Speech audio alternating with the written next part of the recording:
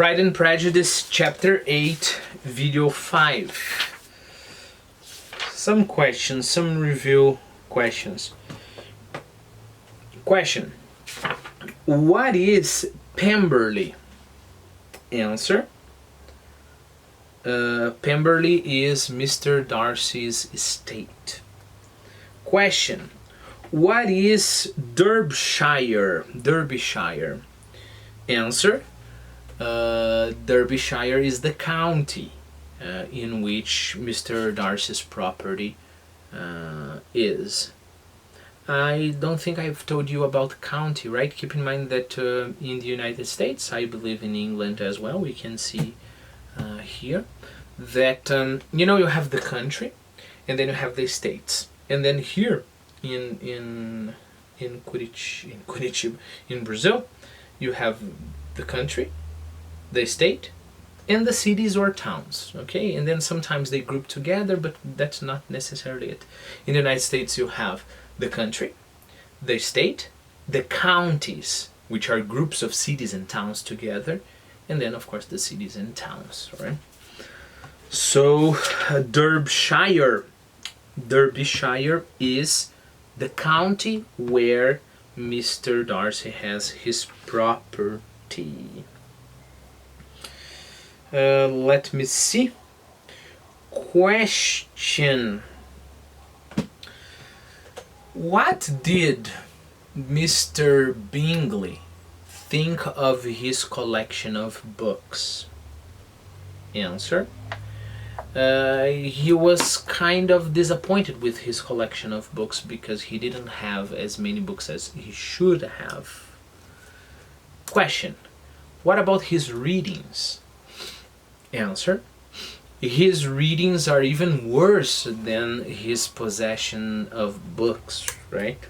He doesn't have a lot of books and he has read much less than that. Question: what can you say about Mr. Darcy's collection of books? Answer: beautiful and huge. Question: why?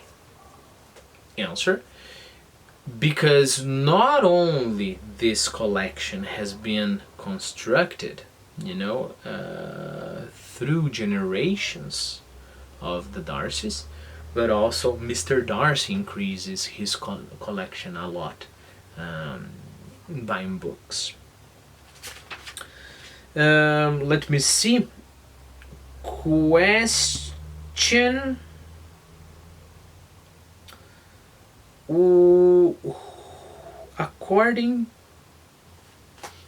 what are Mr. Bingley's parameters to define an accomplished woman? Answer: for Mr. Bingley, practically all women, or at least all women he has met, are accomplished women. Why? Because they know how to knit, they know how to paint, they know how to cover screens, right? Question: does his sister have the same standards to define a person as an accomplished one? A woman, right? As an accomplished one? Answer: no, she doesn't. So question: what are her standards? Answer: well, she thinks a woman must know thoroughly, right? It's not a superficial knowledge here. How to paint, how to, what are that, like play, sing, where's there, sing, music in general, modern languages, and the woman must have this something extra, this way of speaking, way of behaving, the words she uses that will, impress.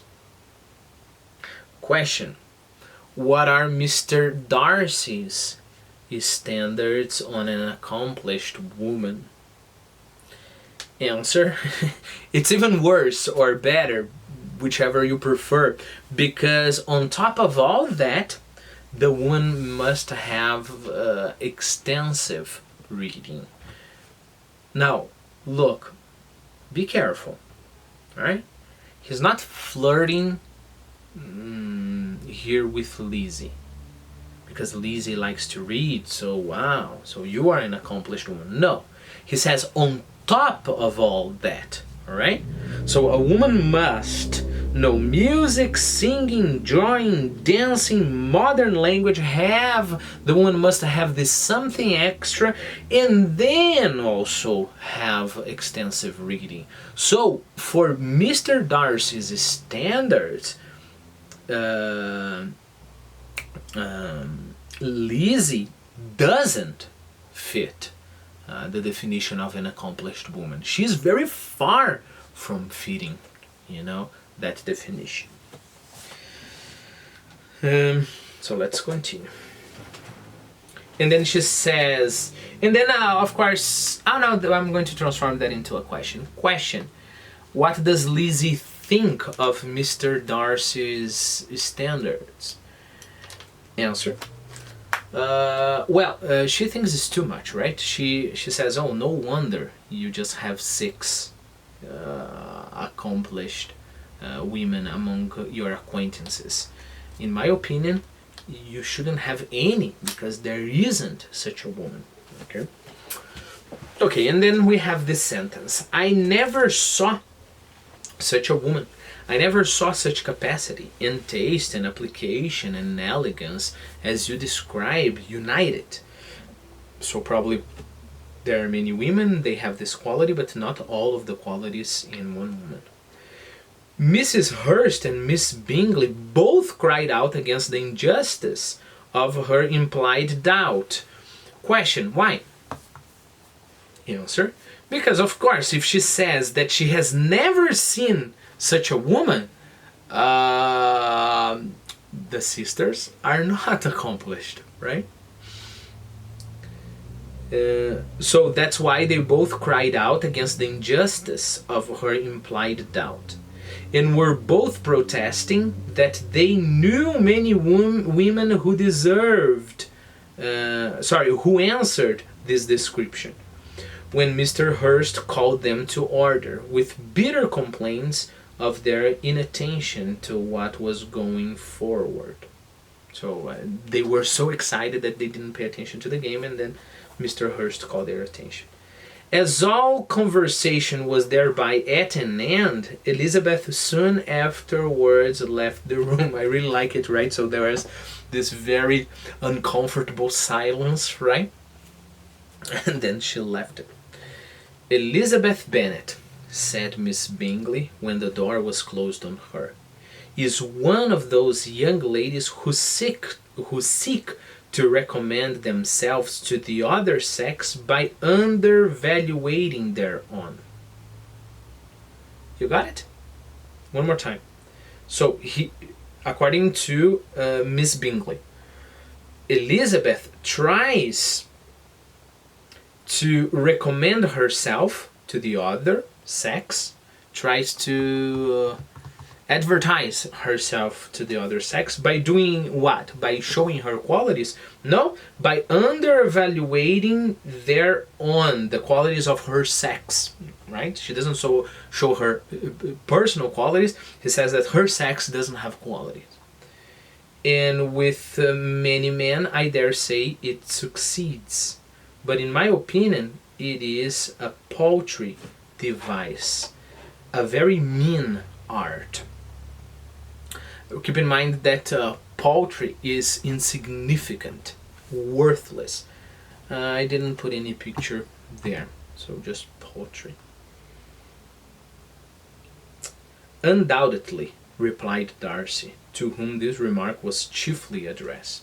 There is a meanness in all the arts which ladies sometimes condescend to employ for captivation. Whatever bears affinity to cunning is despicable.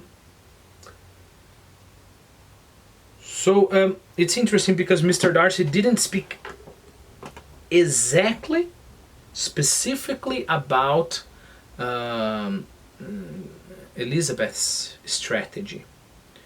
which I don't know if you agree with me, wasn't a strategy at all, right? She wasn't doing that to try to show that she isn't less than anybody because we know women are not that accomplished. She's not trying to say that. She truly believed that there isn't such a woman that can do all of those things, you know? Okay, but of course, according to Miss Bingley, that's what Lizzie was doing. And when Mr. Bingley comments on that, he says that yes, there is a meaningness. I'm getting it wrong, right? Meanness. There is a meanness there is evil in this device, but there is meanness in every devices women use to try to seduce a man. When it's like that, it's a device. You know, when they're cunning. Remember, when you are cunning, you have the skill of fooling people. You know. I think videos like here in YouTube, right? You know, they have lots of what do you call it? Clickbaits. You know, bait is like the thing you use to fish. Clickbait is like they put in the first picture of the video like I don't know, something impressive, right? Or the titles are impressive. So they're very cunning. You know, they can deal with your subconscious or with, I don't know. It's like, I'll tell you this right now, you know? So, and then they can get the person. For Mr. Darcy, anything that has any affinity with cunning is despicable. Not only what Miss Bingley is accusing Elizabeth of, but any kind of art women would imply just to seduce men are despicable. It's interesting because if you think about it, Mr. Darcy has the exact opposite opinion of, I think her name is Charlotte. Remember Elizabeth's friend? You know, Charlotte says that you can't just let love flow. You have to manipulate the guy, and by manipulating the man, you can seduce the man and you're going to get a nice husband, right? Mr. Darcy has the opposite opinion. So he thinks it's despicable. Whatever bears affinity to cunning is despicable. Miss Bingley was not so entirely satisfied with this reply as to continue the subject. A question, why?